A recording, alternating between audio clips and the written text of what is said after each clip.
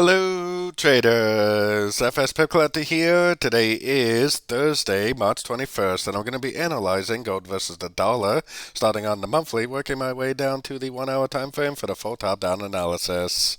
So on gold monthly, I still think this is a 1 right here. I still think this is a 2.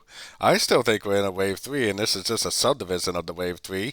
I think there's a 1, 2, 3 in here, and we most likely got a long ways to go to the upside. My target on gold monthly is all the way up to about the 25.50 area. Going down to the weekly, this is that wave 1 right here. 1, 2, 3, 4, 5 of 1. ABC, most likely a 2. And then I think we even have another subdivision here, like this is a 1, this is a 2 of wave 3. So I think we're in a wave 3, but not only a wave 3, but a wave 3 of wave 3. So that's awesome for us. I do think there is a good chance that we are probably due for a little bit of a pullback, but I do think that the trend is up, and I do think that the trend will continue up in this wave 3 of wave 3. So taking it down to the daily time frame. Daily time frame, the only reason I think there could be a pullback, which there may honestly may not even be, is because it looks like 1, 2, 3, 4, 5. If it is a 5-way pattern, then it possibly will go down, break structure, make a correction before it actually does end up continuing up. But really, there's not even any proof of that even happening. I mean, it could just keep on making higher highs, higher lows on this daily time frame, especially if we really are in that wave 3. Going down to the 1 hour time frame is where you can kind of see the 1, 2, 3, 4, 5 shape a little more clearly.